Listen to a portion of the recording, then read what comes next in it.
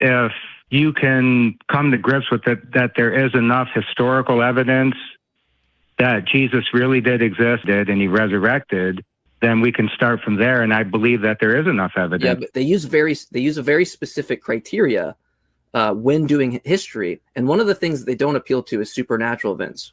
One, because they don't have any data to appeal to for us to do that. Two, history's method, it's dealing with probabilities. What is most likely the case? What's most probably happened?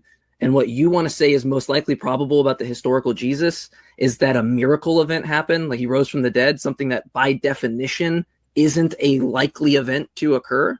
Then what it ends up turning out is that you're saying the most likely thing that happened is the most improbable event that could have happened. You can't appeal to a resurrection as historical. That takes faith. You just have to say, look, a book says a thing, and I'm really confident that the book says a thing is right. It's absolutely clear that in Paul's day, talking in the 50s, that Jesus was never met physically resurrected. That they were encountered in hallucinations and dreams that they themselves regarded as revelations. They did not touch the hands of Jesus and have dinner with him. Like that didn't even exist then. And yet within 40 years time, less than 40 years time, 20 years time, Mark is talking about an empty tomb. Within 30 years time, Matthew is talking about a Jesus showing up on a mountain. In 40 years time, you've got Luke, they're touching his hands and having fish with him. If that could happen to the dead Jesus, right? Like if you can invent an actual dead Jesus walking around in that time, well, it's easier to invent the rest of Jesus, right? If you look through the Gospels, for example, and start removing everything about Jesus' life for which we don't have independent, reliable confirmation, we can't independently, reliably confirm miracles. We have no good reason to think that the words that are attributed to him, written decades later, are as accurate as some people might think they were. If we start extracting all the things that are claimed about Jesus, we can't confirm his birth, we can't confirm his parents, his relatives, we can't confirm his death, we can't confirm even the date. They got the dates in the census wrong. They have different genealogies. We can't even confirm that his name was Yeshua. We know there were a bunch of messianic figures around this time that got glommed together and had things added to it. And this is a damning problem for Christianity, the fact that they cannot unassailably demonstrate that Jesus was in fact a real person, let alone that he performed miracles and was divine, etc. If you look through the gospel,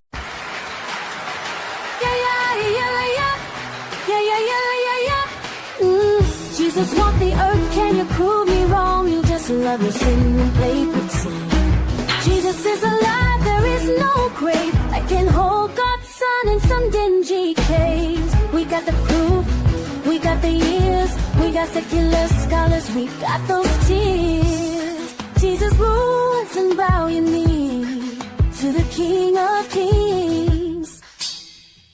Baby, Jesus walked the earth, can you prove me wrong? You just another sin and play pretend. Jesus is alive, there is no grave that can hold God's son in some dingy cave. We got the proof, we got the years, we got the scholars, we got those tears. Jesus rules and bow your knee to the kings.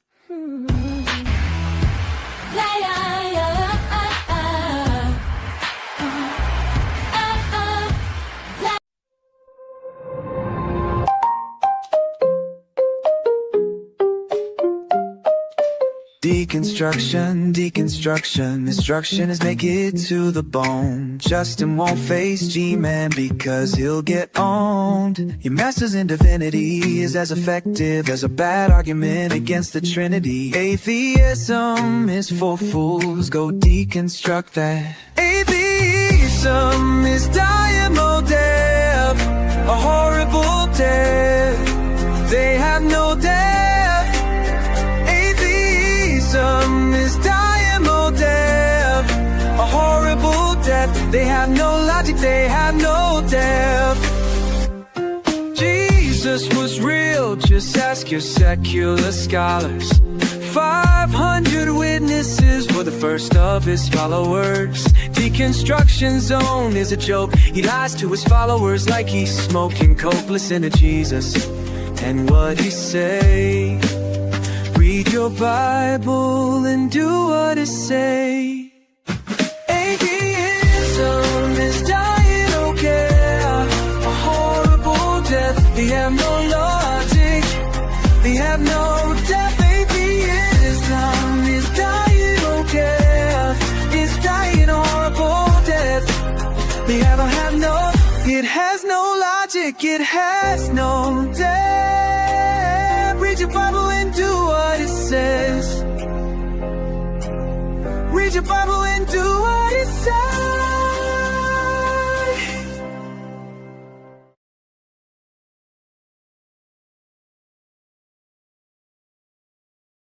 The fool has said, in his heart there is no God.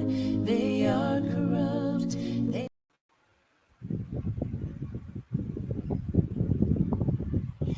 Hello, everyone, and welcome to another edition of Preaching to the Choir Ministries. 1 Timothy chapter 4, verse 1 says that in the latter times some shall depart from the faith, giving heed to seducing spirits and doctrines of devils.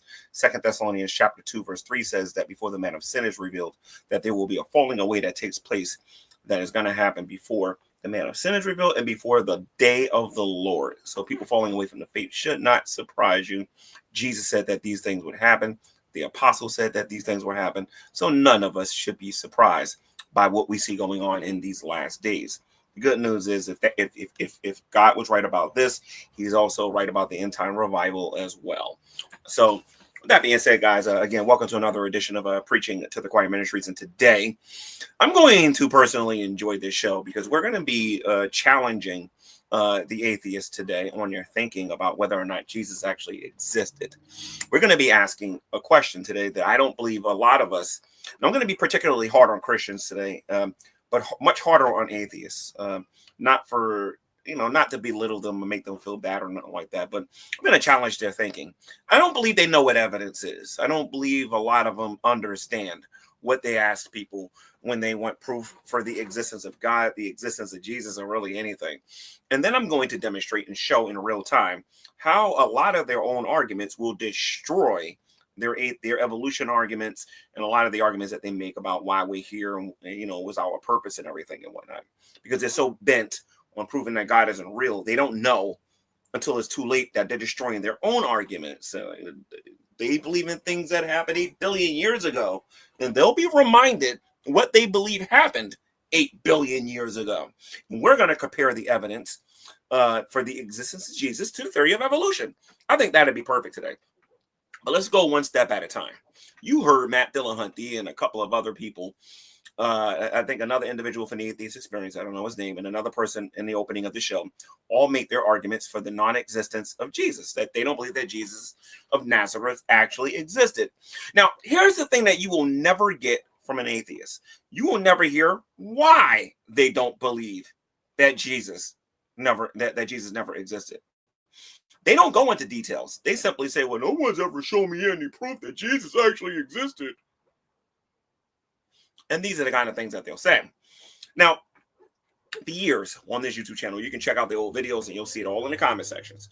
You can go look at the older videos on here from 10 years ago. The number one thing that atheists have preached on here, besides the fact that God isn't real, is that they want people to use critical thinking. And today I'm going to prove that the only people out there using critical thinking are people who believe that God exists. I do not believe at all that atheists actually use critical thinking. I think they want people to do the things that they don't do themselves. They want people to go to school, but they don't go to school. They want you to go learn science and they want you to learn history, but they won't go do those things. And they try to put a burden on you that they themselves haven't even done themselves. So what I'm going to do here today is I'm going to talk about this topic about the existence of Jesus. We're going to be talking about what evidence is, what kind of evidence is accepted, who accepts this kind of evidence, and why atheists need to just zip when it comes to this topic, because they're stepping away from their science and now they're talking about foolishness, to be perfectly honest. So let's get into this. Did Jesus of Nazareth actually exist? And how do we Christians know that he existed? And why do we have so much faith that he exists? And I ain't got no problem using the word faith because I'm using the word faith correctly. A couple of things that we need to talk about here before we get into this.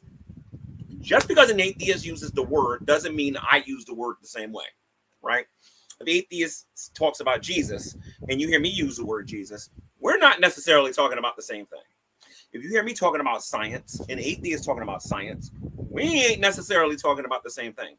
And until we can establish definitions and terms in which we agree on what we're talking about, it's going to be difficult for them to say that we're talking about the same thing. You understand?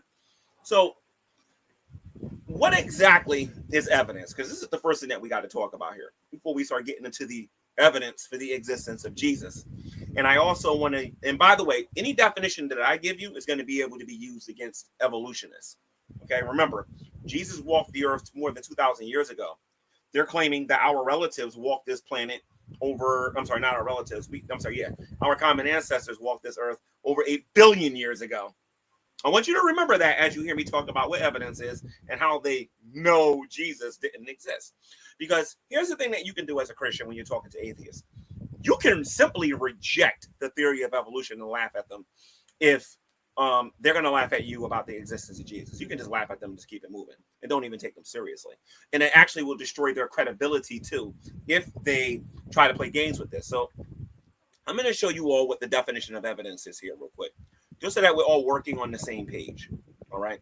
I know a lot of the atheists that watch this YouTube channel are extremely impatient, and you know they want everything to be done overnight. You know what I mean? But what I'm going to do is I'm going to give you the technical definition, and I believe that this is the way things should be done when you're dealing with them. They're laughing. Oh, he's got to look in the dictionary. He should have it memorized. Don't let that bother you. Let them laugh. Because there's a lot of people that go to school, including college students, that's got to go into their dictionary to find out the definition of words. They're making themselves look stupid at this point when they do that kind of thing. The definition of evidence is the available body, and I've used this definition on here many times. I use the definition of empirical evidence as well, something that they use in science. But this is the definition of evidence, okay? The available body of facts or information indicating whether a belief or a proposition is true or valid. Let me show you all that I'm not making this up before we go any further. This is going to be important that I actually do this because I don't want to leave no wiggle room for them to tell me that I'm being intellectually dishonest about what we're talking about here.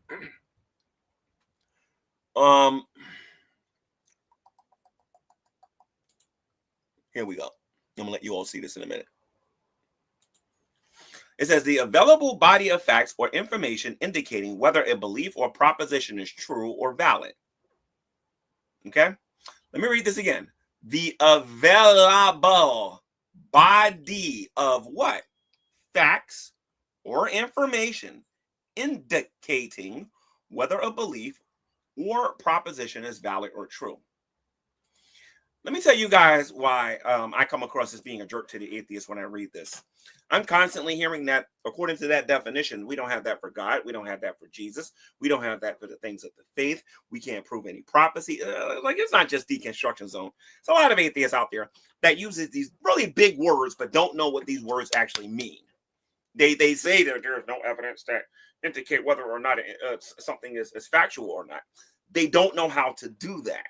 They don't know how to reason like that because they allow that hatred for God to fester to the point that it stops them from having the freedom to actually think about these things.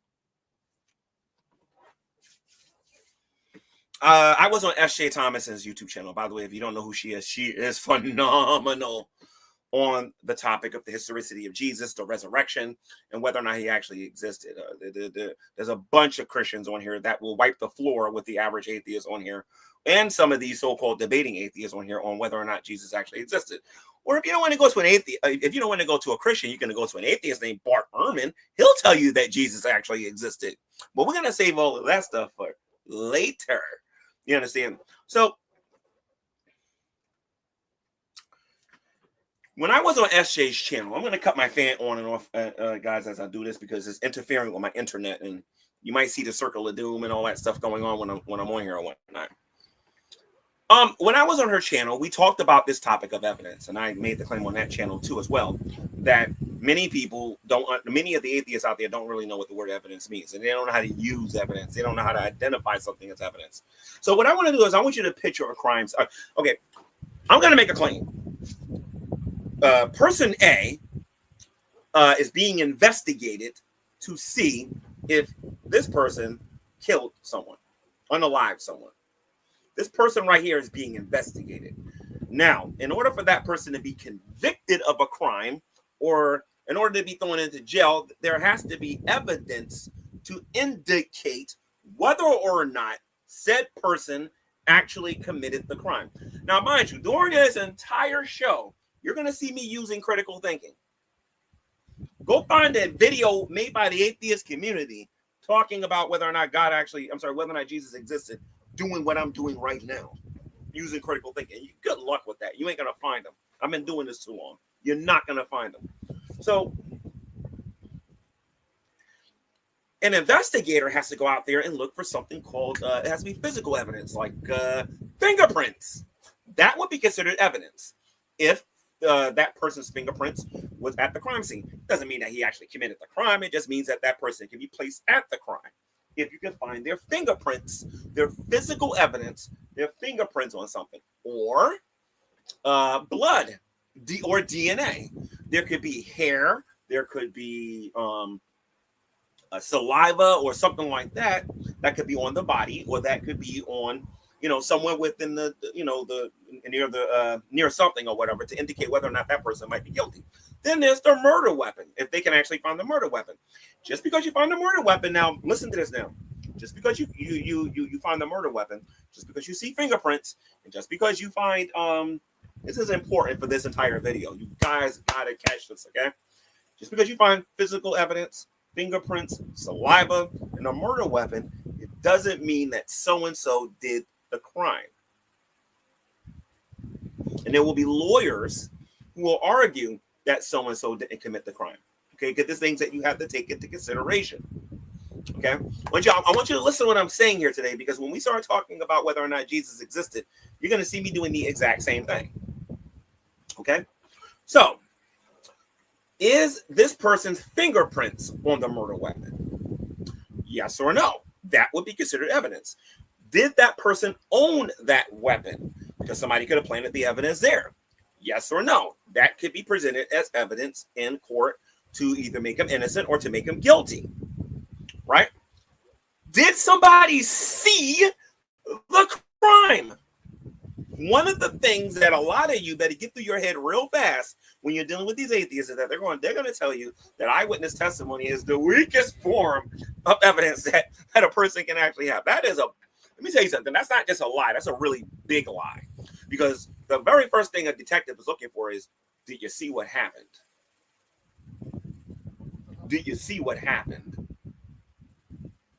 And it's important on who saw what happened. Oh, guys, I'm going to be preaching today. I'm going to absolutely destroy the logic of the fact that the logic of Jesus not existing. So if you got to go get yourself some hot chocolate or whatever, go do it. But I'm going to systematically destroy it today. All right? Because I got a lot of stuff I want to show you guys here today. Okay? So did somebody see it happen? That would be considered evidence, because the person who saw it happen can testify. I saw, let me say this again, the person who saw it happen can testify that I saw so-and-so do this. Y'all remember when OJ was on trial?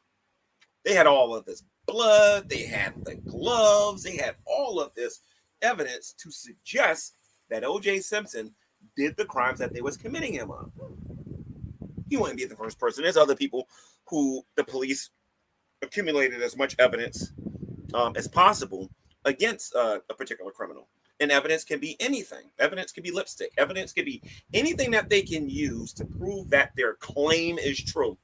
If you present it, it is evidence. Now, whether or not it's good evidence or bad evidence is a different story.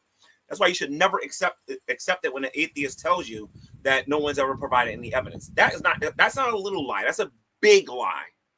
That kills their credibility the second they open their mouth and say that. At that point, you can't take that person very seriously after that. And listen, I know what Jesus said about our communication with people.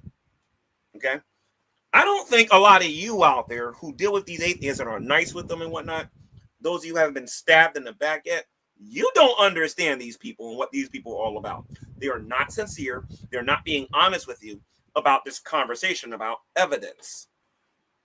Okay, so when we're acquiring things to actually prove that so-and-so did the things that we're accusing him of, all of these things have to be taken into consideration. Are you guys following me? Because this is super important for the argument that I'm going to build against the stupidity. I'm not saying it's intelligent. I'm not even saying it's well thought out. The straight up stupidity that Jesus never existed. So, for crying out loud, footprints. A footprint, a shoe print has put people in prison before because they found so-and-so's boots at the scene of the crime. That would be considered what? Come on. It would be considered evidence. And what's the definition of evidence? Let's look at this one more time and read the technical definition. The available body of facts or information. Listen, the available body of what? Facts or information indicating whether a belief or proposition is true or valid. Do you know how atheists define evidence when they're talking about whether or not Jesus existed? Their own personal opinion. They're not going by that definition. Have you ever heard an atheist tell you, oh, but that's not a fact? And that's not a fact. They're afraid of positive claims because they know at that particular point they got to prove that their positive claims are actually true. A lot of them don't even know history. I'm going to demonstrate that today. And how you can demonstrate and show that an atheist didn't think this through at all. It's one of the easiest debates to win against an atheist on whether or not Jesus actually existed. Especially if they want to play the faith game and say that faith is a bad way to understand the things that we understand things. Just utterly destroy them on this topic. It's like it's not even a fair fight. They would need like 50 of them to go against one Christian on this topic in order for them to actually have an honest discussion and prove to us that Jesus possibly didn't exist. And they would have to cut you off every 5 minutes and remove you from the room. That's the only way that's going to happen. All right. So all of the things that we talked about would be considered evidence on whether or not so-and-so did it. Now, when law enforcement thinks that they have enough evidence against so-and-so, they're going to get a search warrant perhaps and search the place. They're going to be looking for specific things, or they might just arrest him and lock him up and get him ready for court, in which he'll get a lawyer that's going to defend him. And then you got the prosecution that's going to be making all of these accusations about this criminal or whatever. And they're going to present all of this evidence that they accumulated that so-and-so committed this crime. The defense lawyer is going to be sitting back and he's going to say, no, he didn't. He's got to be able to create reasonable doubt. When you're talking to an atheist, you're the prosecution lawyer and they're the defense lawyer. Their goal is to create enough doubt to get you to stop believing that Jesus walked the earth. Let me say this again. When you are talking to the atheist about whether or not Jesus actually existed, you are the prosecution lawyer. Okay? The atheist is the defense lawyer. And he's going to try to create reasonable doubt. That a lot of times, as a matter of fact, the atheist is going to be the defense lawyer. The only time the atheist is the prosecutor is when they're hating on God. You know what I mean? So the defense attorney is going to sit there and try to find every little tiny thing wrong with the evidence that you have to get the jury, in this case, it would be you, the audience out there, to come to the conclusion that said proposition is wrong. And you have to look at it that way to see the atheist the way I do, because I got some Bible verses here that I want you to see. And let's go over the first one, because this one is perfect. I want to show you the one that is really important for what we're talking about here. 1 John chapter 4, verse 3. And every spirit that confesseth not that Jesus Christ is come in the flesh is not of God. And this is the spirit of Antichrist. We have ye heard that it should come and is even now already in the world. You got to stop thinking you're talking to a person regarding this. There is an evil spirit that is controlling these atheists. It is the Antichrist spirit. It is the spirit that opposes Christ, that causes these people to come out and say, well, Jesus never came in the flesh. They're not the first persons to say that. There were religious people back in the days of Jesus that was saying this nonsense. They were called the Gnostics. They're not saying nothing new. Read your Bibles. Everything is there. 1 John chapter 4, verse 3. Every spirit that says that Jesus Christ did not come in the flesh is Antichrist. They're not atheists. They're anti-Christ. They're not atheists. They're anti-Christ. They're not atheists. They're anti-Christ. I got to keep repeating this because a lot of people look at these people as being honest. They don't know Jesus. They're lost. They're serving Satan. Everything that's going to come out their mouth is going to be from Satan. Even the devil disguises himself as the angel of light. So when they make these accusations saying that Jesus never walked the earth, oh, you got to look for ulterior motive there. Do they have a reason for saying such things? And this is super important when dealing with this topic. Okay, so remember, when you're talking about whether or not Jesus existed, you're the prosecution. You're the prosecution. When the atheist is trying to argue that he didn't exist, he's a defense attorney. And remember, the jury is the audience. The atheist doesn't necessarily want you when they're debating you. They don't want you. They want the audience. You got to start looking at it like that. Everybody thinks I'm obsessed with deconstruction zone. I'm not obsessed with this guy. What I want is the audience to repent. And I believe only one debate is needed to get that to happen. Only one. I can plant so many different seeds in the minds of these people to get them to see that this guy is making stuff up out of thin air. I have never once heard that guy break down anything about this particular topic, proving that Jesus never walked the earth. I've never heard him do it. And I never will. Because that's not his MO. His MO is to get you, the jury, to agree with him because he said it. Not because he provided any evidence, and the definition of evidence is the available body of facts or information indicating whether a belief or a proposition is true or valid. And for the new atheists that may be watching me or may see this later, I can be extremely annoying when it comes to this topic of evidence. Like, you have no idea how much I can get under your skin with this topic. All right. And I can introduce you to the people who are much bigger than some of these other people that I'm talking to. And they'll tell you just how annoying I can actually be. Because if you're going to tell me that evidence is important, then acknowledge things as being evidence. If you don't think it's good evidence, say it's not good evidence. Now, what is the evidence that we have that Jesus of Nazareth actually walked the earth? What kind of evidence do we have? Give me a second here. First of all, before we do that, we have to ask ourselves a question. What are the rules of historicity?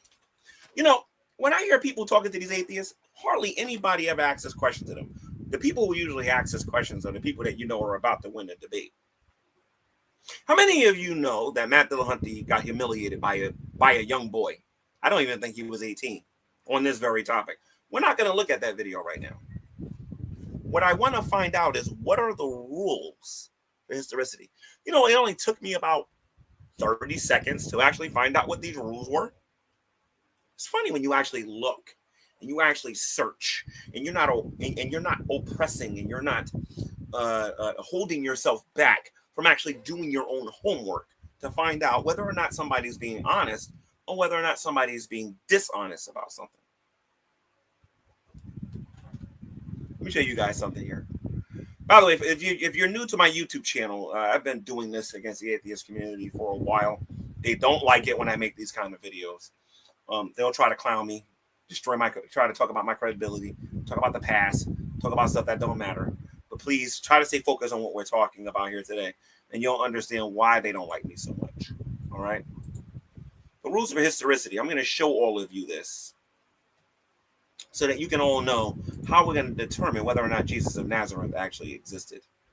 Remember, guys, no one's ever provided any evidence for the existence of Jesus, according to the atheist community. That's why I don't look at them. When I say I don't respect them as being smart people no more, like, I don't think they understand how far I've come in my understanding or realizing how uneducated those people really are. Let me see something here.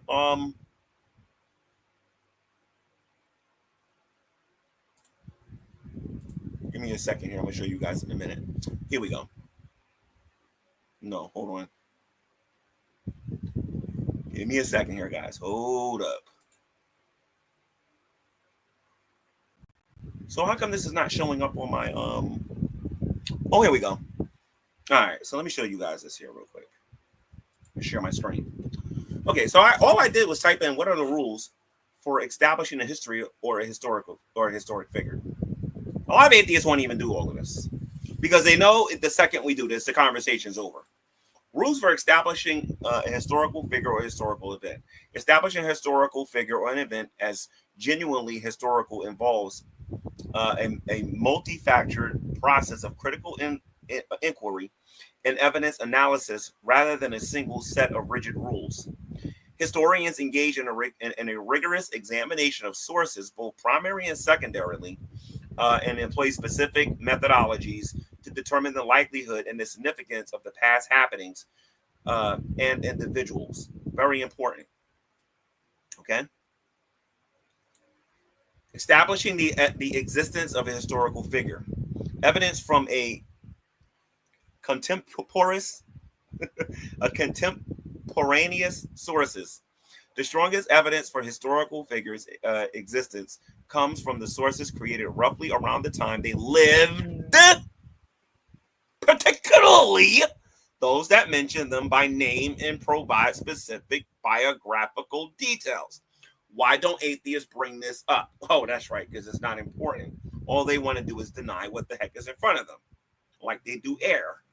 Here we go. Multiple independent sources. Multiple independent sources. The credibility of a historical figure is greatly enhanced when multiple independent sources corroborate details about them. Historians prefer sources that are close in time to the individual's life and offer consistent accounts. Matter-of-fact tones. Historians are more inclined to accept sources with a neutral tone as opposed to those that overtly attempt to portray the individual as legendary or extraordinary. Physical evidence. We just got finished talking about this. While direct physical evidence of the individual from the distant past can be rare, archaeologists and other researchers contribute to establishing the existence of early communities and individuals through artifacts, fossils, according to Tell Education. Now, mind you, atheists reject all of this. Remember, not only are we going to test whether or not Jesus existed, we're going to test whether or not evolution is real, based on how they go about determining a historical figure existed. And I can't wait to do it because it's gonna be very funny when we do it. Okay, so let's just stop there for a moment because there's a lot we can read on this about what exactly the rules of historicity is. Here's the problem that a lot of these atheists are running into regarding this topic. You see, we'll use Matt Dillahunty. Matt Dillahunty doesn't even consider the Bible to be He doesn't consider the Bible to be something to be used, to be taken seriously. It can't be used as a historical book or anything like that. It's kind of funny because I don't think he knows what a historical book is. I don't think he knows what history is. Deconstruction Zone runs to the Bible, and I love that. That's why this dude is perfect for a person like me. He's perfect. He's not a person that's going to be running to philosophers. He's not a person that's going to be running to scientists. He's going to be running to the Bible, something I know very well. And everybody on here who knows about me is going to tell this dude, stay away from G-Man.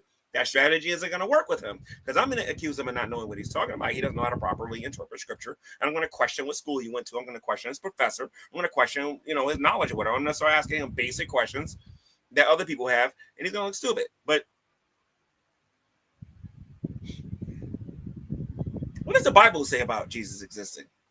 According to Matt Dillahunty, he said that, well, actually, how about you guys listen to what he said again, and then we'll talk about it.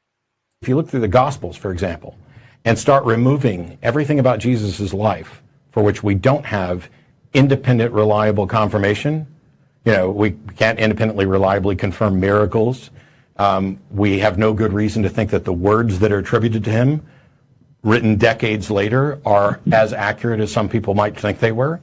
If we start extracting all the things that are claimed about Jesus, we can't confirm his birth, we can't confirm his parents, his relatives, we can't confirm his death, we can't confirm even the date. They got the dates on the census wrong. They have different genealogies. We can't even confirm that his name was Yeshua. We know there were a bunch of messianic figures around it. Okay, so I want you to take this into consideration here for a minute. This man's a former Christian. He went to seminary school. Listen to me. This dude claims he went to school to be a pastor, and this dude claimed to be a Christian. For those of you who don't understand the significance of this, if the Holy Spirit never lived inside of you, guess what? You never was a Christian. I'm going to say this again. If the Holy Spirit never lived inside of you, then you were never a Christian. But anyway, let's listen to the stupidity of the things that he said here and whatnot. And let's use the Bible as our, because I'm dying for somebody to come in here and to tell me that the Bible is a claim and that it can't be used for anything. Even though if you go to Deconstruction Zone's channel, he's constantly quoting it. You listen to Matt Dillahunty, he's constantly quoting it.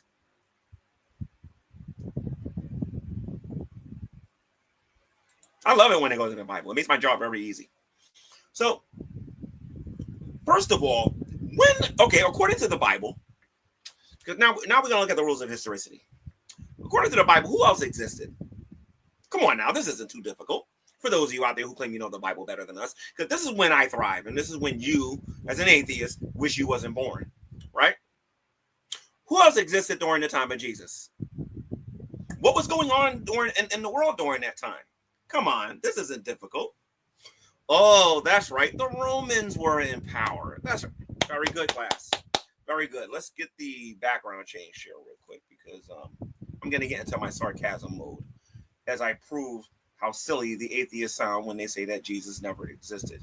Based on using their own argumentation, by the way. Well, actually, not using their argumentation. Using the argumentation we should be using. We're going to get this on here real quick. Okay, here we go. Okay, so who was the Caesar or the governor of Judea? Let's stick with that. Who was the governor of Judea during that time? Let's say Jesus never existed, right? Pontius Pilate, was he a real person or not, atheists? I'm going to start off here before I start going to all these secular people who agree with me that Jesus did exist. Well, that's too easy. That's too easy. Did Pontius Pilate exist, yes or no? Did Pontius Pilate exist, yes or no? We all know that Pontius Pilate was the governor of Judea at that time. Here's a better question to prove, and this is when we start making atheists a little nervous, because, some of them don't want to come across as being racist or anything like that. We don't want them to become like, anti-Semitic and everything and whatnot. In 70 AD, was the temple destroyed, and were the Jews defeated by the Romans in 70 AD? Yes or no? You guys know the Bible so well, you have to know your history as well, too. 70 AD, did it happen? Yes or no? Was Pontius Pilate the governor of Judea? Yes or no? Was Herod the king of Israel? Yes or no? Now, if you say yes to all of those things, that those people existed, did everything in their lives actually happen the way history teaches us to happen in their lives? Yes or no? We're not talking about the resurrection of Jesus. We're not talking about his miracles. All we're talking about is, did Pontius Pilate exist? The second you say Pontius Pilate didn't exist, the second you say King Herod never existed, the second you say that 70 AD never happened, then you got to explain what happened to the nation of Israel. Then you got to fill in the gaps and tell us what happened during that time. And atheists can't do that because they're not educated enough to do it. I like to do this in actual debate when I can ask them this stuff in real time, when they don't have time to Google it and look it up and everything and whatnot. But I have a ton of other questions I can ask too regarding this. The scribes and the Pharisees, did they exist? Yes or no? What were the jobs of the scribes, and what were the jobs of the Pharisees? What were the jobs of the essences? What were the jobs of the Sadducees? What was the Jews' relationship to the Romans? All of that's in the Bible. All of it. But let's just say the Bible is an incredible source of information. What were their jobs? Without offending, without coming across as being anti-Semitic. Because, a lot of these people are Pharisaic exist today, right? I have a better question for you. Since, there's no evidence for anybody talking about Jesus during that particular time and whatnot. When did Christianity get started? I hear a lot of you going out there saying that Jesus didn't exist, and a lot of you going out there saying that Christianity was invented. Well, when was it invented? Who invented it? If Jesus never existed, Who invented Jesus and who invented Christianity? And where is your proof and your sources? Who's respected by the historical community? Where is it? This is how you use critical thinking. It is not, well, Matt Dillahunty said it, therefore it's true. That's not critical thinking. That's being a fanboy. I told you, you're not going to like this section because I'm going to challenge you today. I'm going to prove beyond a shadow of a doubt. These knuckleheads don't know what evidence is. They use big words. They don't know what these words actually mean. Okay? So, then 70 AD, how do you explain that? What happened? Who came up with the rules of crucifying people? Were people ever crucified in Israel? I'm sorry, not in Israel, by the Romans. Yes or no? Come on, you guys know so much about history. Come on. Where did the crucifixion come from? It didn't come from the Romans? Oh, it did come from the Romans. Okay, so what kind of people were crucified by the Romans? Were there any Jews that was crucified by the Romans? And can you verify that? Notice, I ain't bring up Jesus one time. I'm getting around to that in a minute. Because according to you guys, he never walked the earth. And his relatives never did either. That's a very interesting claim. Do you believe that King David was an actual person? Yes or no? King David's really important when we're talking about Israel's history. David is in the line of Judah. Did he exist? Yes or no? Oh, he did. They teach you in college that he actually existed. They teach you what happened to Israel and how Babylon, the Medes and the Persians, how the Greeks, and how ultimately the Romans took over the Middle East, took over the known world at that particular time. We know all of this. So how then can you sit there and say to anybody that the people of the time cannot be used to prove that Jesus actually existed? I'm going to do one better. I'm going to get rid of the yellow bus here now. I'm going to do one better. Let's get the fire back here. Let's talk about historical historians that talked about Jesus during that time, right? Now, this is the part that a lot of people already know. The historical figures that talk about whether or not Jesus was an actual person. Did he actually exist? Let's take a look at this list here real quick and challenge the thinking of these atheists that say that Jesus never existed. And then we're going to go to our Bibles and we're going to take a look at something here. Okay? So, by the way, I'm going to invoke the help of a lot of atheists on this, by the way. Okay? I think it's important because, you know, there's a lot of times that people kind of forget that these atheists don't necessarily agree with each other. Bart Ehrman, a renowned New Testament scholar and historian known for his critical analysis of the Bible. Ehrman acknowledges the historicity of Jesus, even while acknowledging the challenges and reconstructing his life with certainty. Fact of the matter is, there's an atheist that believes, based on evidence, that Jesus of Nazareth actually existed. We're not talking about whether or not he was God, whether or not he rose from the dead. We're talking about whether or not he was actually real and did he exist. Okay? Paula Fredrickson, a historian of the late antiquity, who specializes in the historical Jesus and early Christianity. She is known for her focus on the social and political context of Jesus' life and ministry. Geza Vermes, a Hungarian British scholar who is a leading expert of the Dead Sea Scrolls and the historical Jesus. He wrote extensively on the Jewishness of Jesus and the historical context of his time. No, the only frauds and fakes that I know are atheists on the internet that get on here and they lie to people with the attempt to deceive them, saying that Jesus never existed. E.P. Sanders, another prominent scholar who focused on the historical Jesus and Paul. Jesus and Paul. He argued for the historical Jesus, who was a Jewish apocalyptic preacher when Jesus talked about the end times. Okay? Now I'm going to stop there because there's other people here. There's Tacitus, there's Josephus, a Roman. Tacitus is a Roman historian who mentions Jesus in his annals stating that Christ was executed by Pontius Pilate. This is why I asked you, did Pontius Pilate actually exist? You got problems if you say he did. Then you got Josephus, a Jewish historian who refers to Jesus and the antiquities of the Jews, calling him a wise man, a teacher, and noting his crucifixion. I'm just glazing through this.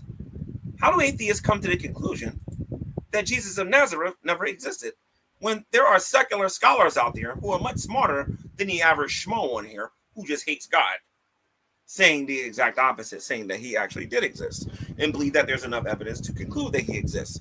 Then you have Roman historians. Why would the Romans want to lie and talk about whether or not Jesus existed? Then you got the Jewish writers. A lot of them didn't even believe that Jesus was the Messiah. They believed that he was a heretic, that he was crazy, that he got his power from the devil. Why would they want to confirm that Jesus actually existed? Like, there's so much we can talk about. Can you imagine if Deconstruction Zone actually did go to school and did do his own homework? If Dillahunty actually did go to school and actually did do his own homework and didn't pay somebody to actually do it? Can you imagine the differences in their argumentation? They both wouldn't be so stupid to argue that they used to be Christians when they can't argue the Spirit of God used to live inside of them. I can show you in Romans right now where it says that the Spirit of God never lived in you, then you were never none of his. What do they think Christianity is? You go to show where their knowledge is. But it's neither here nor there. There's something that I want to show you. When a child can hand Dillahunty his butt, you know that the atheists are wrong on the topic. Okay?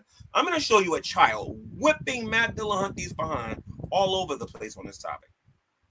Okay? So, the video is popularly called Kid Destroys Matt Dillahunty on the topic of Jesus and historicity. A lot of you forgot about this video. I didn't. And this is just nothing. I gotta show you some really embarrassing videos of Matt Dillahunty and Matt Slick. Matt Dillahunty versus Arnold Raw, probably one of the most. Matter of fact, you know what? We might actually review that one day. One of the most embarrassing atheist videos that exists on social media. All right, where I can show you the after shows of other channels where atheists are putting paper bags over their head, being ashamed, suggesting Arnold Raw shouldn't even debate nobody no more. Okay, so let me show you guys something here real quick. I'm going to show you a little kid destroying Dillahunty. This is why I don't respect these people the way I used to. I refuse to respect them. They don't deserve no respect. Not when they argue the way they argue. So let's go into this here real quick. How about Tommy in Newport News? Hey, Matt. Hey, Tommy, hi, Matt. How are you doing? Can you hear me? Yes. Can you hear me? All right. Hey, I'm doing well. I'm just calling about the authorship of Matthew. Last week, you mentioned that Matthew is anonymous, and I just want to note for you that Tacitus's annals are also anonymous. Yeah. And we get our first description to Tacitus from Tertullian 100 years after the fact. Yeah. But for Matthew, our first description is from Papias. Sorry, atheists, but you believe that we Christians are stupid. Just imagine when we're allowed to talk. Oh, my Lord. No wonder Deconstruction Zone pauses people and throw them out the second one of us build an argument or whatever. Only about 50 years after the fact. Mm-hmm. So I just want to know how that's not special pleading for you to deny the authorship of Matthew when we have actually better evidence for Matthew than we do for Tacitus. I'm not saying that the authorship is necessarily wrong. I'm saying that we have no idea who the author is. And if we find out secondhand, as we would find out from Tacitus, etc. Can I finish? You asked me a question. Sure. I mean, I've already seen your video where you agree with me while you're disagreeing with me. But no. Sorry? Go ahead. And then you adopt a particular tone at the end of your video that makes. Dillahunty did the same thing to me when I called the atheist experience. He just goes off topic and doesn't talk about it. Try to get under your skin so he can try to yell at you and then hang the phone up on you instead of actually dealing with the topic. But anyway, let's continue. Sound like I don't sound, and so I like the fact that both of the videos are up there so people can go compare, because it was a bit silly. My point was when you're judging the authorship of the book by the standards that we would normally use if we were judging any other work from history. Right. However, that has nothing to do with Matt Dillahunty does not give us the rules of historicity to determine whether or not somebody wrote something or whether or not they didn't write it. Notice that there's always some glaze that he goes over. He doesn't go into detail. None of them do. It is not in their interest to do that. All they want to do is be able to deny everything that you show them. Mythical claims. And you cannot say that we can go ahead and say this is Matthean authorship based on the same standards that we might use somewhere else, and then also say, therefore, the stuff is necessarily true. My only point was that we don't have an autograph. We don't know who the author is. The names were ascribed by the church, and there are reasons to believe that Matthew wasn't the author because there's no reason for an eyewitness to rely so heavily on other accounts. Matt, could I just address that real quick? Sure. You mentioned that it was mythical, but I just want to note here that Matthew is actually ancient bioi, and that's become the consensus since Richard Burridge authored his book, What Are the Gospels? And that's how the Gospels are actually biography, and they're intended to be history. They're not midrash. They're intended as historical documents. And how many other history books do we consider true that talk about zombies? I'm sorry, but this is a presupposition against miracles you're making, and you're going on a human argument. No, it's not a presupposition against miracles. What's interesting, again, most atheists are digging their own graves because let's say you deconvert me tomorrow, and I remember the arguments that you used to argue against the existence of Jesus. Let's just say that happens. You deconvert me. I'm no longer a Christian. And I remember how you went about proving that Jesus didn't exist. And then you start telling me that I share a common ancestor with a baboon. You can understand why I'm going to laugh at you at that particular point, using your very own argument against you. Again, you have to have clear rules of historicity to have an argument like this. You can't just sit back in the chair and say, oh, I don't believe it. I don't believe it. I don't believe it. I don't believe it. I don't believe it. I don't believe it. It just shows that atheists have never researched any of this. And the reason why they're atheists is because they're uneducated. They don't know anything. Miracles. No, it's not. What it is how do we determine what? Imagine if they did a little bit of research. It took me 30 seconds to find the definition of evidence. It took me 30 seconds to find secular scholars that believe that Jesus existed. It took me just a few seconds to be able to find all of the overwhelming evidence that suggests that he exists. Whether or not a particular claim is justified, even if Matthew wrote the book and it was written by an eyewitness, that still doesn't mean that the events actually happened. Yes, it does, especially if in the Gospels, everyone is telling the same story that actually happened in the life of Jesus. I swear, I hope an atheist comes in here and try to argue against this. I will go old school on them so fast. Hold on, Matt. You said even if Matthew, even if it was written by an eyewitness, that doesn't mean it actually happened. But here, I think, why doesn't it mean it happened? Because it mentioned zombies, quote unquote. Yes. But yeah, I know you said that, but you deny Christianity. And by the way, if you don't know what a zombie is somebody who actually gets bit, catches a disease, dies, and then rise back from the dead and tries to bite other people. I don't think Matt Dillahunty knows what a zombie is, because I think he's referring to the resurrection of Jesus and the resurrection of the saints. I don't recall them going around trying to bite other people and trying to make them zombies. Again, atheists are very uneducated when it comes to these topics. Okay, stop. There are people living today who you can walk over and go talk to, who will tell you about their experience of being abducted by aliens. Would you believe them? Yeah, I've actually investigated this because... Would you believe them? Can I finish, please? Actually, the experiences with aliens, almost all of them, or at least all I've investigated, come from later hypnotic accounts, and they're actually using hypnotic suggestion onto them. So it is not at all similar. Because Matt knows that, but Matt doesn't care because Matt's too busy trying to make you look stupid on the show. But Matt knows all of the stuff. Jesus was not a hypnotist. So you're saying there are no accounts, no testimonials that aren't the result of something like hypnosis? Not of alien abductions, no, sir. Okay, well, I'm sorry, but you're just wrong. You're making yet another broad-based claim that there are no one of these. You've done this several times. I mean, examples of the contrary, though. I gave you a atheists. Real scientists who are in the field don't act like this when they're trying to find out if something's true. Like, I'm not a scientist, and if I want to know that something was true, I wouldn't sit back and go, I deny it, I deny it, I deny it, I deny it, I deny it. That's not how you find anything out. Hypothetical. What about... Stop. What about all of the other claims of other religions that claim miracles? Do you believe them as well? No, sir, because the evidence is totally different. Now, you might refer to No, the Fatima. evidence is not different. Could you provide me an example? The Quran. That was not Dylan Hunty's fault, being too quick to say that the evidence isn't no different. Remember, they never heard any evidence. Remember that now. Okay? So if he's going to say that, he's going to jump and say that, now the burden is on him to be able to show it.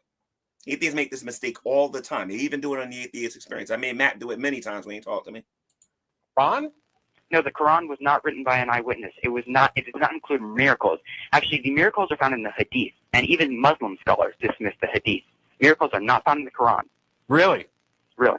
That's right. There are no miracles in the Quran. As a matter of fact, there ain't no prophecies in there either that actually came to pass.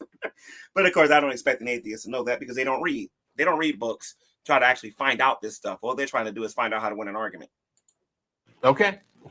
So you can't provide me an example, can you? Off the top of my head, can I provide you an example? You can't, no. man. Well, you seem to you claim to know the information well, but you can't provide me examples. And your entire I want to let the atheist know something. If Matt Dillahunty was my cousin, Matt would be a Christian by now. If I had access to this guy on a daily basis, this dude would be a Christian saying praise Jesus by now. Because I would have ripped Matt Dillahunty to shreds on some of these topics. You can't be related to me and be an atheist. It's not possible. It's just not. I don't have to provide you examples of other religions. Sure. I'm talking about what standards of evidence I would use in order to determine whether an account is believable or not. And an anonymous book, even if we think we might know who the authorship was, which is not necessarily the case, talking about miracle claims is not sufficient evidence. Now, let me say this here real quick. The Bible is not a science book. It is not to be treated like a science book. What you're reading in the Gospels was recorded so that you can see the life, death, burial, and resurrection of Jesus Christ. And if you compare what is written in Matthew, Mark, Luke, and John, you will see that they all work in harmony with each other. Okay, I know the arguments for and the arguments against the gospel writings. And Matt Dillahunty is not presenting a strong one right now. He's presenting one of the weakest ones right now. Evidence to believe the claim. Why not? What the? Oh. Because why should it be? I heard from some guy, or you tell me that this happened to you, and I have no other evidence other than your word that this happened. Oh, really? So somebody's word is not important, huh? Okay. All right. So I heard from this guy, I think he was a teacher. He told me that 8 billion years ago, something about the size of a dot expanded really big, and it created the universe, and it was called the Big Bang. And then I heard from another guy who never really proved anything that that we all came from primordial soup, in which this cellular thingy came about this in the soupy water or whatever, and became a multicellular thingy, and then it eventually came out the water, and then it evolved after surviving all of those chemicals and everything. And I heard that from a guy who couldn't actually prove that. See how this works, atheists, when you guys argue like this? Not sufficient to believe that. If you use that as a standard of evidence, you would be believing all sorts of contradictory claims and all sorts of unreal claims. It's much more. If you do what the atheists do and you believe in evolution, the Matrix, and things of that nature. But anyway, let's continue. Oh, that's right. And some of them are nihilists. Some of them just wants to watch the world burn, you know. If that is an acceptable standard of evidence for you, then it's not surprising that you find this stuff convincing. Matt, you said that I would be believing all sorts of contradictory stuff, but you couldn't actually provide me an example of something else. So I did. You said it's not there. I don't have an encyclopedia at my fingertips, so I cannot provide you. You shouldn't be making the claim that. Then you shouldn't be making the claim, Matt. You should not be making the claim. If you don't have an encyclopedia there and you can't Google it, whatever it is that you're talking about while you're talking to this young man, I mean, obviously, you being what, 40 at the time or whatever, 45 at the time, and this kid's barely 18 or just under 18 or whatever, and you can't handle him, a kid? I have an encyclopedia. Give me a break. I'm trying to save time. I've looked into it. It's not there. It's not there. So please don't make claims that you cannot back up right here. Oh my God, young man, let me give you a round of applause. Because they're famous for making claims. You should meet this dude named Deconstruction Zone. He makes claims all the time, and atheists look at him as smart. Oh my God, when I grow up, I want to be like Deconstruction Zone. He knows how to make claims and get away with it. didn't make a claim. I You asked did. for. You said I'd be believing contradictory Right, things. so You have G-Man, not been guys. able to back that up. I I want you to said back that up. if you used that standard of evidence, you would be in a Okay. position to be believing contradictory claims. What other claim would I believe by the standard of evidence? What other claim? Last week, the angel Moroni appeared to me and told me that you were going to call the show. Do you believe me? No, I don't, and I can tell Why you why. not? But I've got. But Why can I not? finish? You have nothing other than Can I my That's one of the claim. weakest arguments. I remember Captain Awesome using that dumb argument with the soup and everything and whatnot. They think if they make a claim, we automatically believe it. Somebody should tell Matt Dillahunty to read 1 John chapter 4, verse 1, where it says, "Beloved, believe not every spirit that say that they are of God, because many false prophets have gone out into the world." We're supposed to test the spirits. So he heard Matt Dillahunty make a claim. He didn't believe the claim, and he could tell Matt why he doesn't believe the claim. Just because somebody makes a claim doesn't mean we believe it. See, atheists make the mistake to believe that we believe that faith is that the kind of faith that we have in Christianity is blind faith. As a matter of fact, it's one of the biggest proofs that these people were never Christians to begin with. And this is when I viciously attack the atheists that say that they used to be Christians. If you believe that as a Christian, that G-Man believes everything that the person in the front is telling me just because they said it, there is something mentally wrong with you. Not with me, with you. If you watch me on YouTube and you have watched me talk about these topics and you believe that I believe everything that's told to me, then you got to explain why I disagree with Calvinism. You got to tell me why I disagree with the Black Hebrew Israelites. You got to explain to me why I disagree with Islam. If I believe everything that people tell me, then be consistent. Then I would believe everything that's being told to me, and that's simply not the case. Why would I debate a deconstruction zone if I believe everything that he's telling me? It's a really stupid argument that atheists try to use. We do not use that definition of faith. We know what blind faith is, and we preach against blind faith. The kind of faith that we use involves evidence. I believe the word is called pistos. And it does not mean blind faith. And if you atheists actually read a book, you guys would actually know this. Can I finish the statement, please? Okay, the reason that I believe it, because a popular theory to the resurrection is that the disciples lied about it, and this is refuted by social factors. That's not my theory.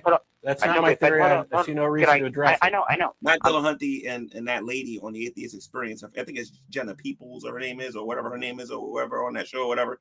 And she goes on there and she talks about whether or not the disciples would die for a lie, and another kid destroyed them on that topic. Like, atheists just make stuff up. I'm telling you, you want to know when the whole house is going to fall for atheists? When Christians stop treating them with respect, in the sense that we believe the claims that's coming out of their mouth. When we start saying, I don't believe you. I don't believe you. I don't believe you. When we start having that attitude, that's when people are going to just like leave that garbage wholesale. Atheists are liars. Make no mistake about that. I'm about to make an analogy. I'm about to make an analogy. Now, my theory on why you would say that is that you're lying for a specific purpose. Here we have a motive, and we don't have social factors like kinship to refute that.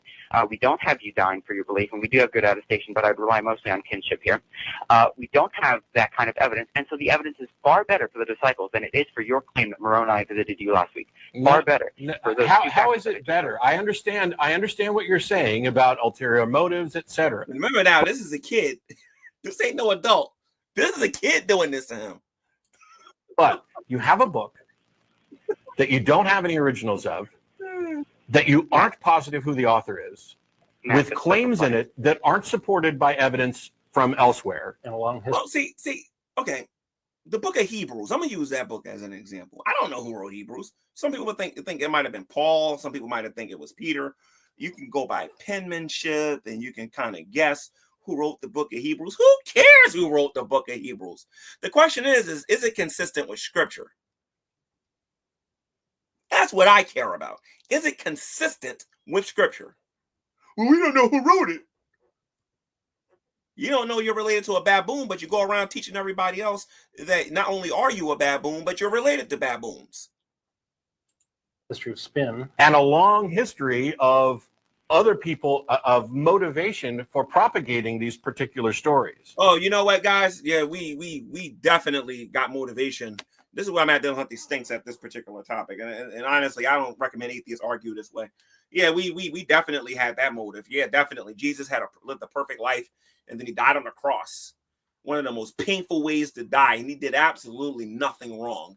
And he gave up his life for the sins of other people. And then his followers would be boiled in oil, burned in houses, beheaded, tortured, flogged, crucified upside down, and God knows how many other things that we've gone through. I mean, seriously, all you got to do is go look at China and look at how people are being tortured today.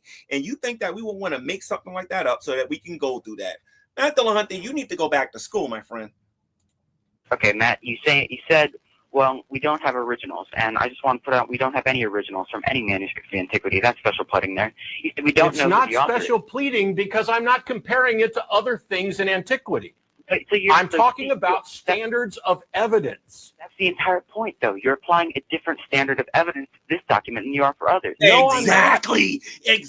And that is why I showed you guys what the definition of evidence was.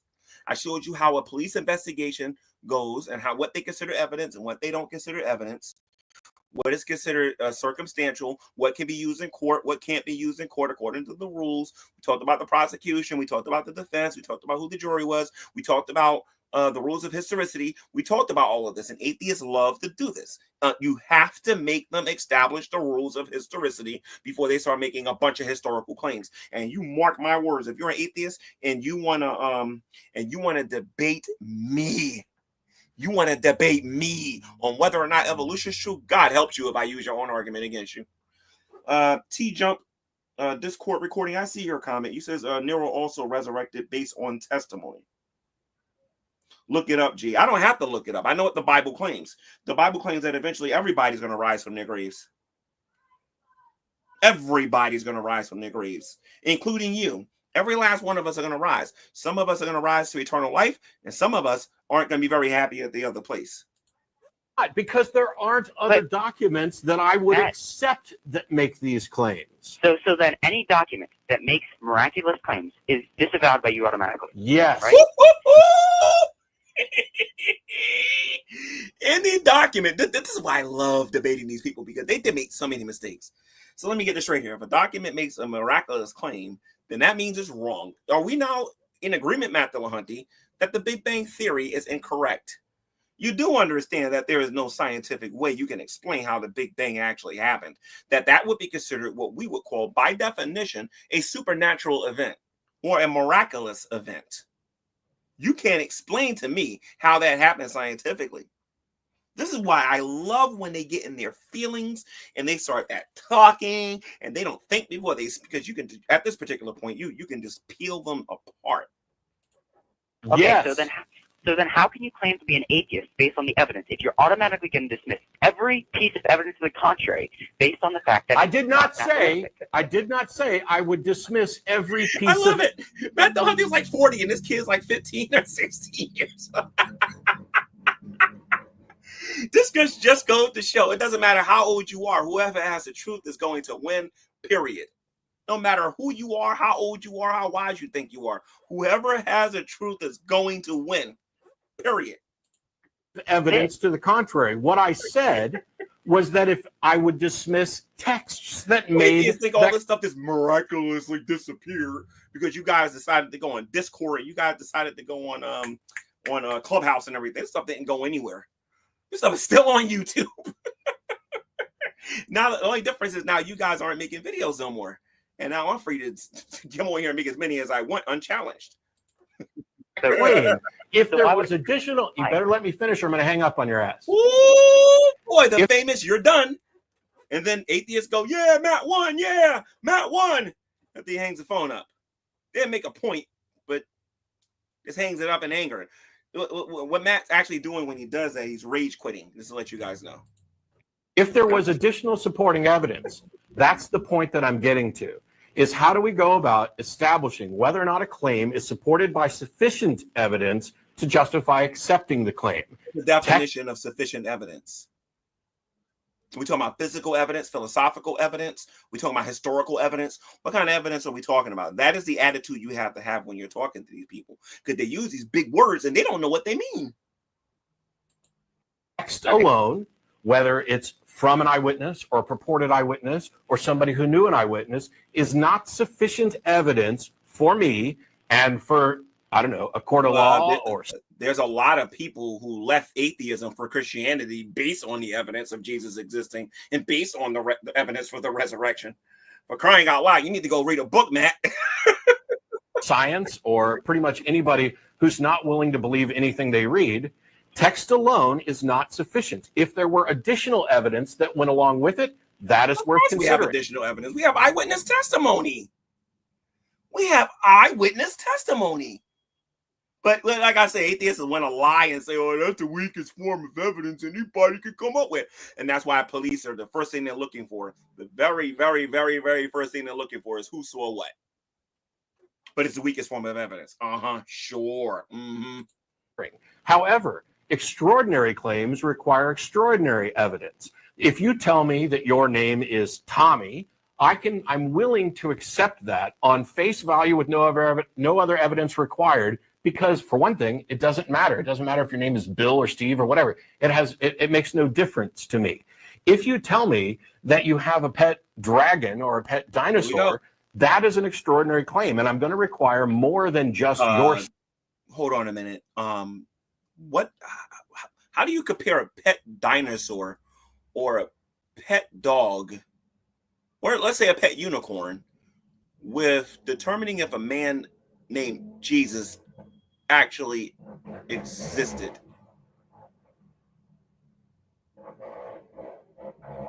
I'm a little confused here. Can somebody help me out here a little bit? Say so. That's what I'm talking about, is the standard of evidence. You put words in my mouth. I kind of hope that T-Jump, not T-Jump, my bad, T-Jump.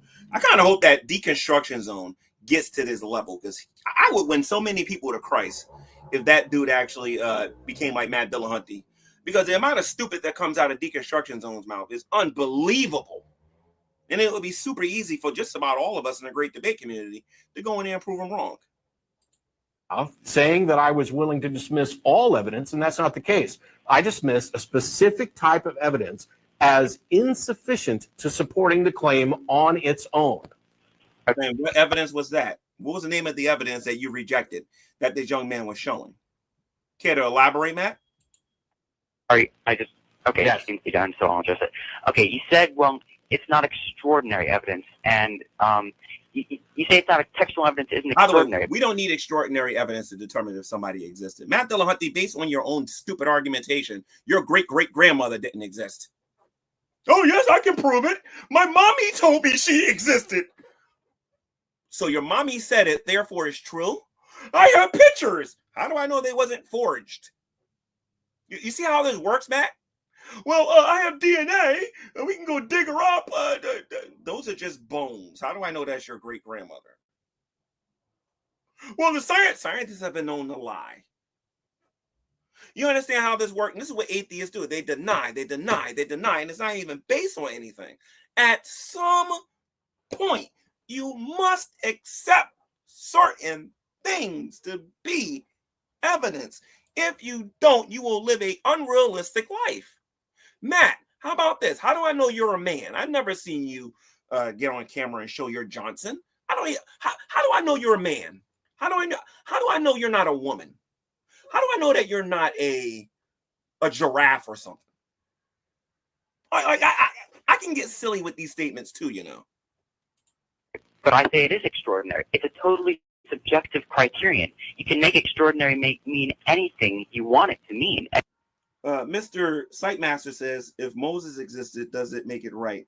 If Buddha existed, does it make it that right? If Guru Knock existed, does it make that right? If Joseph Smith does it, we're not talking about whether or not it makes Christianity right. We're talking about whether or not Jesus actually existed.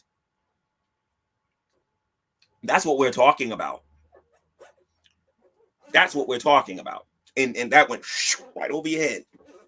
And then dismiss any type of evidence you want to dismiss. That's why modern philosophers do not use ECRE, extraordinary claims require extraordinary. Okay, so what we're going to do is we're going to take a look at the next video, because there's a continuation to this.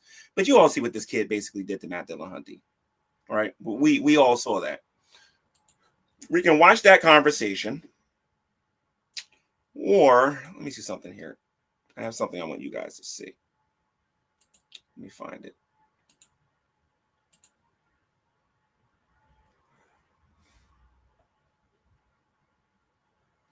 I want to show you something here because we're going to go back to the evidence scene again here. Okay.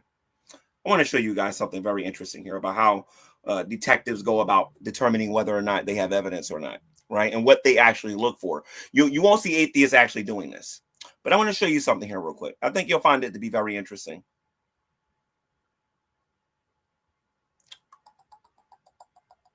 Give me 1 second here.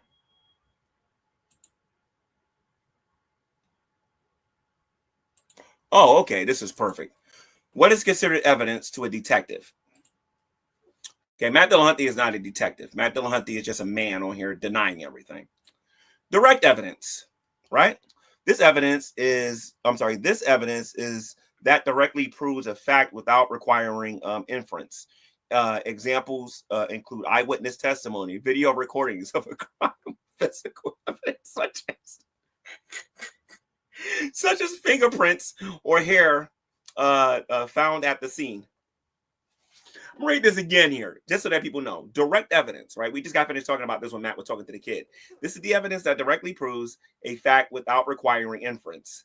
Examples include eyewitness testimony, video recordings. You know, if you talk to an atheist, you would think the police can't use video recordings to prove a point. I'm dead serious. They have said on multiple occasions, eyewitness testimony is the worst form of evidence that exists.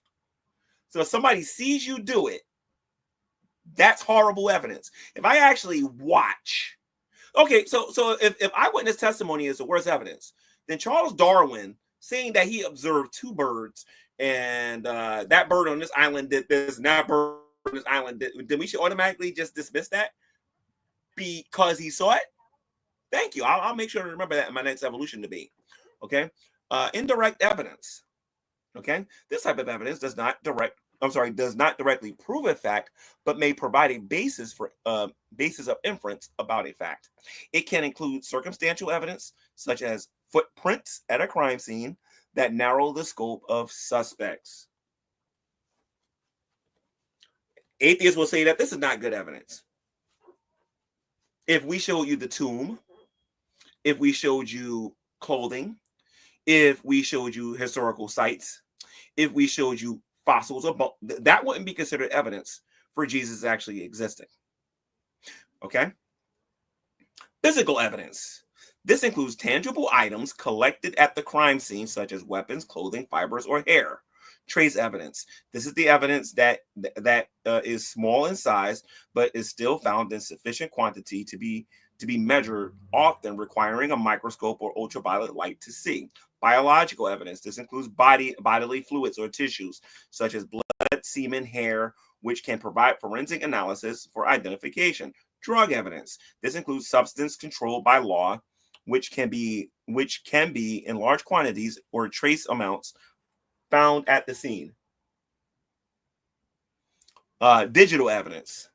This encompasses electronic records such as emails, text messages, and data retrieved for devices, which can be crucial in modern investigations. These types of evidences are essential for a detective's ability to build a case and present it in court.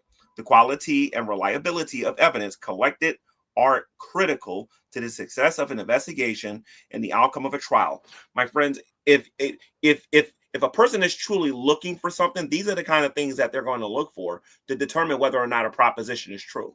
When a person is asking you for evidence, it's not for the approval of the atheist. That is not evidence. Just because the atheist says, I don't believe it, doesn't mean that you didn't provide any evidence.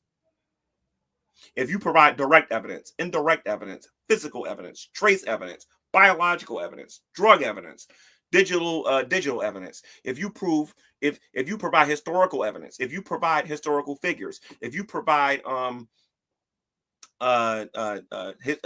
historical events that happen, and the person is still saying that you're not providing any evidence, at that point you got to look at that person as being a liar. And most atheists will come to you and tell you that you're not showing them any evidence for the existence of Jesus. We're not talking about the existence of God. We're talking about the existence of Jesus of Nazareth. as far as him making the God claim and all of that, that can be provided too. His resurrection, we have 500 eyewitnesses that saw Jesus after he was dead for 3 days. 500 eyewitnesses. Well, that's not good evidence. Well, that's direct evidence, actually. This evidence that directly proves a fact without requiring inference. Examples include eyewitness testimony. Examples include eyewitness testimony. Examples include eyewitness testimony. Examples include eyewitness testimony. The only way an atheist can dismiss, and this is the beautiful part, the only way an atheist can dismiss what you're showing them as evidence, they have to attack the credibility of the people. Who were the 500 people that saw Jesus? Were they under influence of drugs? Because that's what a real smart person would try to do to try to disprove something. Was those people okay? So usually when people die, people tend to think they saw something, but not usually 500 people at one time. And then why did these people miraculously go from being in hiding and now wanted to die in public for their faith? You got to explain all of that if you're going to sit there and say that that's not good evidence. And atheists can't do that. They can't do it because they're not going to be honest enough to have a conversation with you about that. And it's just the truth. Okay, so you say that Jesus never existed. This is what I say. I say that we have evidence that Jesus existed. We have proof of his resurrection. Okay, based on the different types of evidence that exists. See, when atheists use words like, for example, like evidence, they're not being specific about the kind of evidence that they want.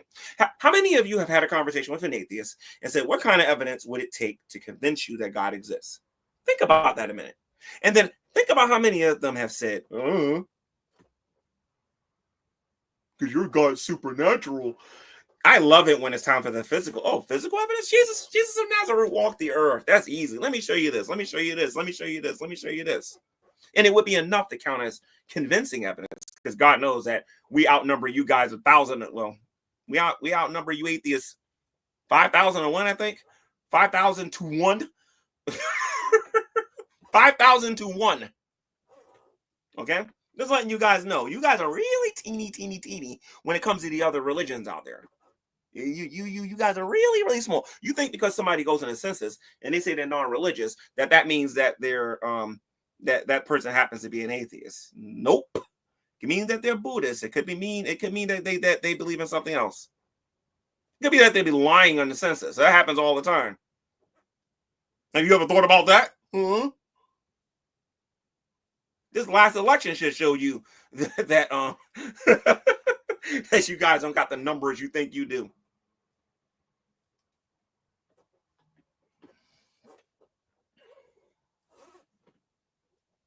All right. So when they're saying the word evidence, you got to make them be a little bit more specific about when they say that. Because I think what they want is physical evidence. I don't think they want any of the other kind of evidences. I think all they want is physical evidence. They're asking you to give you. They want physical evidence for a spiritual being. If that ain't the definition of dishonest, I don't know what the heck is. And then consider this: they use the word religion. How many times did they say, well, we don't believe in religion? That's a lie. That is a lie from the pit of hell. Aaron Ross is Satanist. He's a part of the church of the Levian Church of Satan. They are a registered religion. There are atheists that are Buddhists. That's a registered religion. Atheism in the United States is considered a secular religion. But they go, religion has destroyed the earth. Could you be a little bit more specific about what you're talking about? Because you're in a religion. Are you trying to say that atheism has destroyed the earth? Because I agree with you actually saying that and whatnot.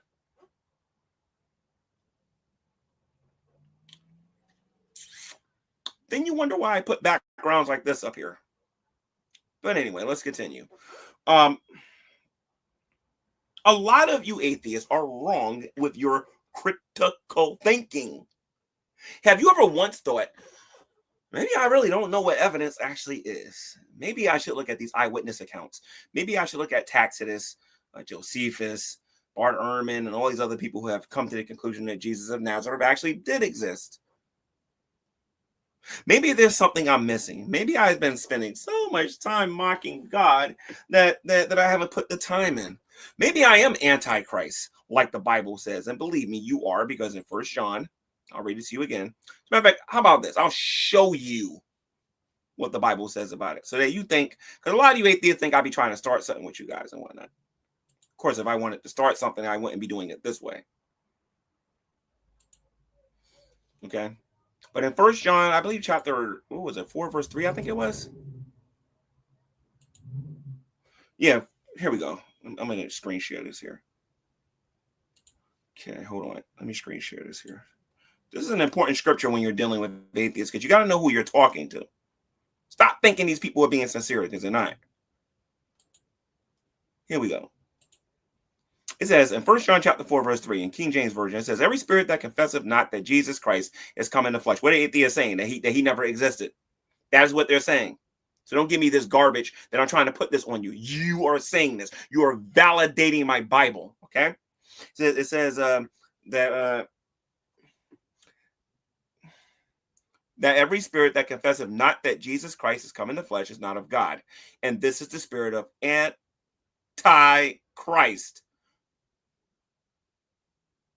They are operating under the spirit of deception, of the spirit of Antichrist. Some of you out there say, I will never take the mark of the beast.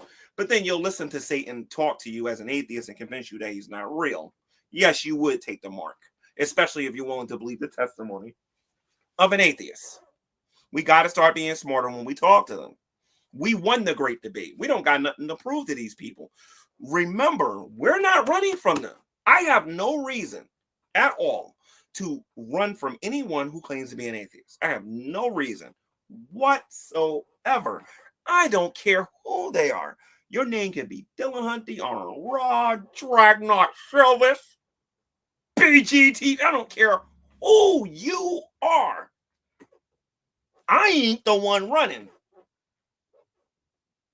I will be there anytime, any place, anywhere, as long as it's a respectable YouTube channel.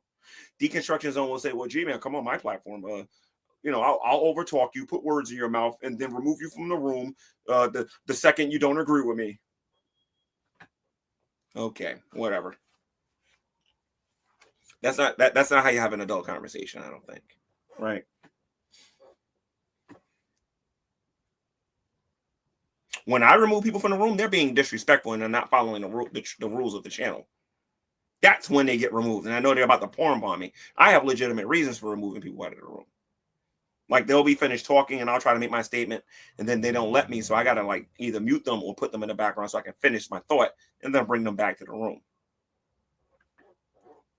Okay. And then let's not even talk about all the logical fallacies that the atheists use. They're two-quote fallacies and non sequiturs.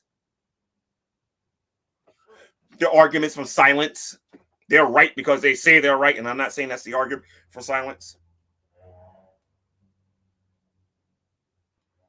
What I am saying is that if a person who truly uses critical thinking, when a person says, okay, I don't believe that Jesus of Nazareth existed. If he did exist, this is what I'm going to need. If I said, for example, that I don't, and I'm going to be straight up and honest, like I always am when I'm talking about the evolution stuff.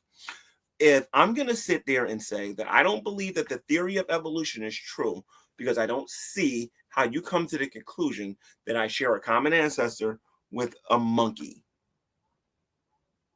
And then we talk about mutations, and we talk about environment, and we talk about time.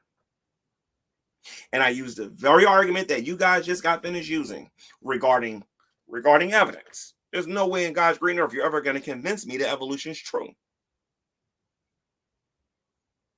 That is what happens when you argue, and you forget why you are what you are to begin with. I'm here to win you to Jesus Christ. You are here to waste my time. I have figured that out.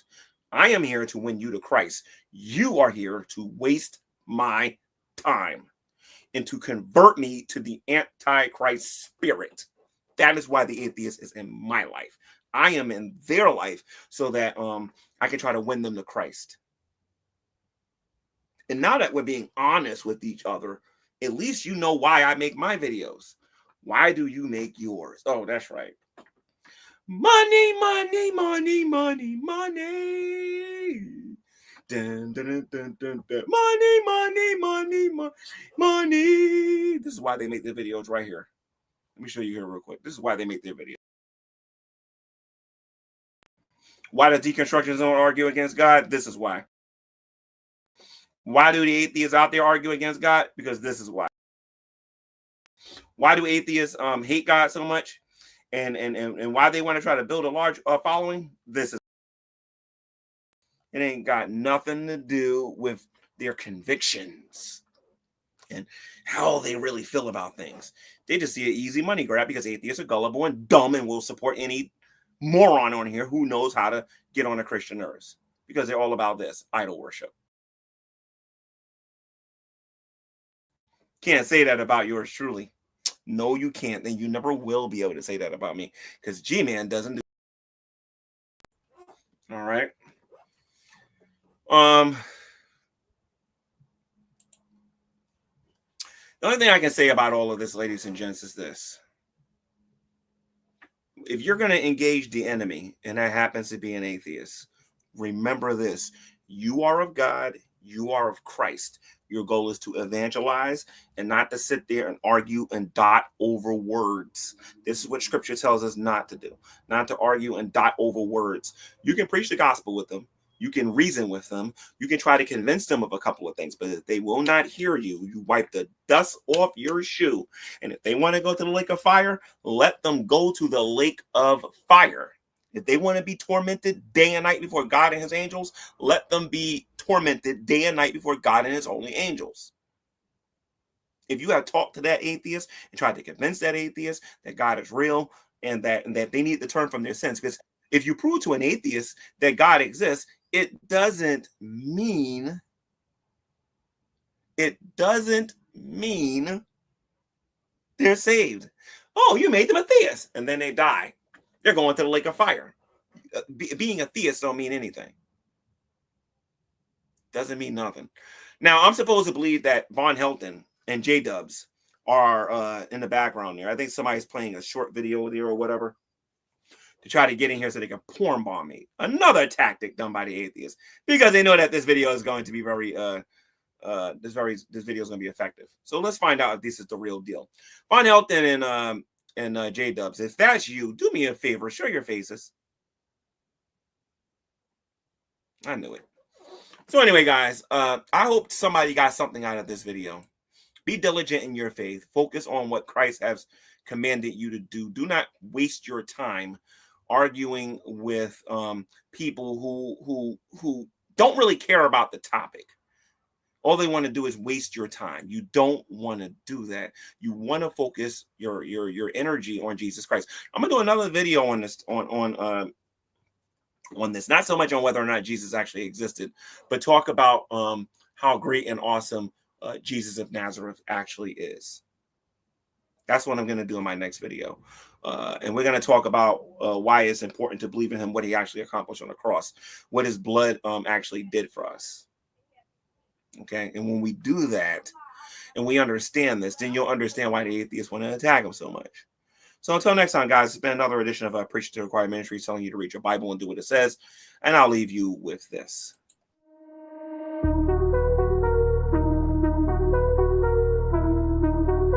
God bless, guys. Atheism is the opium of fools. They lack simple logic, go back to school. Psalms 14:1 calls them fools. They worship scientists and brag all day. That they all day are related to grass and hay. Atheists are tools, go back to school. Seems real or fool, quit being a fool. Atheists are fools, go back to school. Seems real or fool. Atheists are tools, go back to school. Jesus is real, quit being a fool.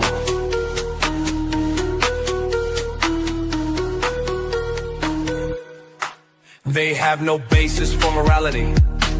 They approve of the evils of immorality. They still kill and cuss without no fuss. They failed grade 1, so they ride the yellow bus. Atheists are tool. Atheists are tool. Go back to school. Jesus is really pitiful, pitiful.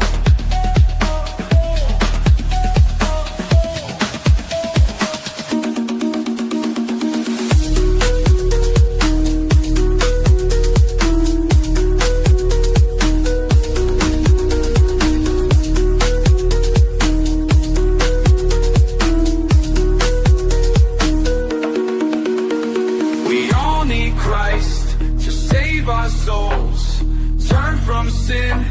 It's time to grow. Ignore the night and embrace the day. Read your Bible.